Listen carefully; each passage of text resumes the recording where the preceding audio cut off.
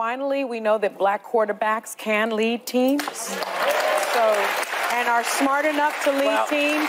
I would like to see. I always knew that. That was never a question. We knew that. But, you know, it takes people a minute to catch up. Let me just give you an explanation of why there's a new advent of black quarterbacks. We should be saying athletic quarterback. And just so happen black people are more athletic. Can I just keep it real? Can I keep it real? We've done a couple of racial videos, and so this might be our last racial video for a while because I don't know, the subject kind of you can go on forever doing racial stuff, and so it kind of gets old after a while. But this popped in my feed, and I honestly kind of thought it was funny. So she's more of a sports fan than I am, so I just wanted to see what she thought about the black-white quarterback controversy. These type of things need to stop. You can't watch the Super Bowl without them making something about race. The only thing that would have made it better for me is, you know, finally we know that black quarterbacks can lead teams. And are smart enough to lead teams. I would like to see. I always knew that. That was never a question. We knew that. But, you know, it takes people a minute to catch up. I don't know. Black quarterbacks better than white quarterbacks? I mean, quarterbacks or just in general? Like no, quarterbacks. So black quarterbacks better than white quarterbacks. Actually, there's been a lot of black quarterbacks, though. There have actually been a lot of black quarterbacks, but I think they're saying black quarterbacks that have played and won the Super Bowl. Now, we had a 50-50 chance here. Actually, we had a 100% chance here because both of them black. 75% chance. That means one of his parents is white and the other one is black. Yeah, because one of them is half black, half white. But anyway, we claim the black version. And he was the winning quarterback, so yeah, I'm not sure then. Yeah. White or black. What's the best quarterback? This is what white people try to do. See, white people always try to whitewash black people's accomplishments. She's trying to take away our accomplishment already. I'm going to tell you something. What? I heard growing up that black people run faster than white people because they have an extra bone in their foot. Who told you that? I don't know. I heard that like in high school. I was like, I'm pretty sure we all have the same feet. The stupid thing is, I heard the same thing, and I don't know. You did? Yeah, okay. If we had an extra bone on foot, why don't we swim that well? Maybe it's a really heavy bone. Why don't we? Why are we winning the Olympic races and swimming? If we have an extra bone. Bone. It's not webbed feet. But anyway, my theory. I have a theory too. You got a theory about the black quarterback? About quarterbacks in general. Why most of them were white? No. Well, I mean, I just think maybe it has to do with politics. I mean, I just think that maybe there aren't a lot of black quarterbacks because I think maybe like in schools, whites are favored due to like politics. I mean, it maybe in some schools. Maybe in some schools. You can't have anything now without being racial. And this whole black quarterback thing, listen, I play sports, I play football, and coming up, it was always this black quarterback, you know, wow, quarterback's always white. And I went to high school, and then we had a black quarterback, and the black quarterback faced off with the white quarterback. And then when I got to college, I had a black quarterback when I was there, and he went to the NFL. But then after him, we had another black quarterback, and then we had a white quarterback. He was all right. He was cool. The black quarterback was way better. Now, I'm going to explain why. This theory that white quarterbacks are not as athletic as black quarterbacks, I would say is probably true because every white quarterback I ever had is not that athletic. Now, listen to me and hear me out. I think I aim, though. Listen to me and hear me out.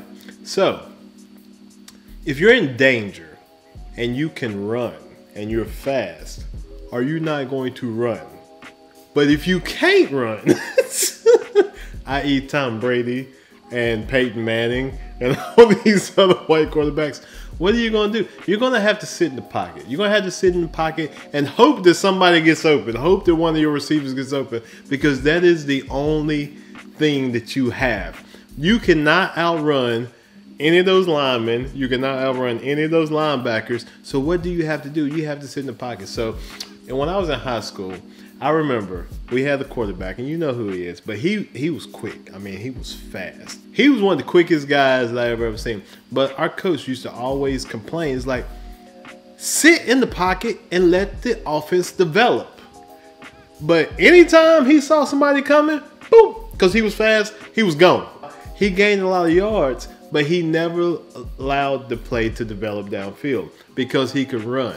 And so, which means that anytime that he saw danger and he saw a hole, he was so quick that he could, if the hole was just this wide, he could skirt through it. And he was down the field.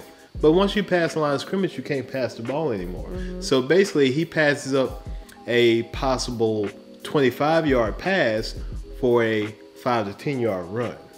And so it was frustrating to the coach because he was so athletic that he's like, I'm not standing back here getting hit. If I see somebody coming, I'm not going to stay and hope that somebody's going to get open. I'm running. So my thing is, and my theory is that black quarterbacks sometimes, because they're so athletic, is that they don't give time for the offense to develop downfield, which means that it frustrates some coaches because they want to develop their offense. So they want to get it to this receiver, they want to get to that receiver, and then they want to hit something big down the field. Yeah. But if you don't ever allow time for the offense to develop and stand in the pocket sometime and take those hits, so you're going to be throwing the ball and you're going to get smashed. But a black quarterback is like, why am I going to do that? That's stupid. That's true. I can run. White quarterbacks, they get knocked down all day long. They take some hits too. and so think of any black quarterbacks you ever seen. Warren Moon, way back in the day. I mean, Dak Prescott. I mean, is he not black? I guess he don't count because he ain't in the Super Bowl. But then you go through Donovan McNabb, Steve McNair. Vince Young was one of the best quarterbacks to ever play in college football, in my opinion. He was. You talking about now? Lamar Jackson, which is the most dynamic quarterback in the NFL, and then you have Michael Vick, way back in the day. Any black quarterback in the NFL or most of the time in college, what can they do? These jokers can run, and sometimes they have more rushing yards than the running backs during the game. And the thing is that you have to develop an offense around that. So I think now people are starting to develop offenses around that.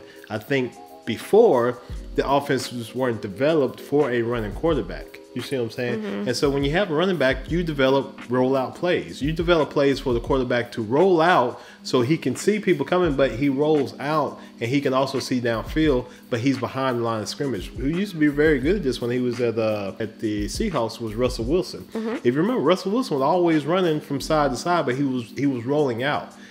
That offense was built for him.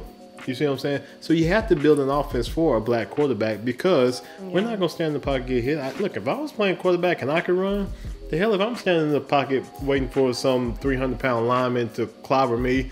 Let's go with two ideas. One is that we shouldn't even be saying black quarterback. We should be saying athletic quarterback. And just so happen black people are more athletic. Can I just keep it real? Can I keep it real? You just so happen to need a quarterback that can run. So when you talk about a person that can run and throw at an elite level, black people can meet that feat. The problem it wasn't that we don't believe a black man can lead a team. The problem was because the black man run a 4-3, he's going to play wide receiver. Why would he be playing quarterback when he could be playing wide receiver or be playing running back? So that's my theory, is that the offenses weren't built to accommodate a running quarterback. They were built for receivers to run down the field outs, down the field ins, you know what I'm saying? And so, but those things take time to develop. Yeah. So that's my theory. If I'm wrong, tell me I'm wrong, but that's just my theory. And some of it could have been with politics. I have seen politics in football too. But, you know, I would say for the most part, for a lot of coaches and for receivers too, because look, you got to think about it. If I'm a receiver and your ass keeps running and ain't throwing me the ball, I'm a little pissed at you. Oh, yeah. I was thinking the same thing. Yeah.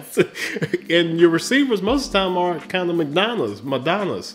And so which means that they want the ball. But if you keep running, that kind of develops tension. Yeah. I think if I can remember, I could be wrong, when T.O. was playing with was it Donovan McNabb with the Eagles, and they had their back and forths in the locker room that came. And so, if I'm a receiver and I'm a good receiver, and it takes me, and I'm a great route runner, and it takes me time to put, but then when I break on the receiver, break on the DB, and I come open, and I see you turn around, and you're. I see you running down the field beside me. I'm pissed off. I done done all that work. You know what? As a receiver, what I want somebody gonna stand in that pocket. I don't care if you get hit. I would want a Tom Brady if I was a receiver, because I would want you to stand in that pocket, let me run my route, and then when I look at my shoulder, the ball's there. I know the ball's there. You know why I know the ball's there? It's because your ass can't run it. You need me. You need me as a receiver. As a running quarterback, Lamar, what's your man from the Ravens? Lamar, whatever his name is. Lamar, listen, this man can almost win a football game by his legs. And the other thing that you have to do when you have a quarterback that can't run, you have to develop the offensive line too. So which means that if you have a quarterback that's not as athletic, you have to build up the offensive line for them. The thing is that when you have a quarterback that can run and a quarterback that's athletic, you really don't have to build up the offensive line that much, because he's going to run. And then even if you do build up an offensive line for a running quarterback, sometimes they don't even know where to block because he's still scatting around back there sometimes. So I think as we have developed into, the newer style offenses and things like that, is that they have actually optioned in the actual mobile quarterback. Because if you think about it, a mobile quarterback is very necessary a lot of times, because he can avoid sacks where other quarterbacks can't avoid sacks, but you have to develop the offense around him. He's an additional back in the field. You've taken the fullback out of the field for most NFL teams. They've taken the fullback out of the backfield, and so you only have the running back there. That quarterback can fill in for an extra back there too if he's a mobile quarterback. And so I don't know. That's just my theory, but I don't know. What do you think? I know I've talked forever. Yeah. You understand what I was saying, though? I do understand what you're saying. Does it make sense? I think so. I don't know. But she says it makes sense, but it probably don't make sense. But I don't know.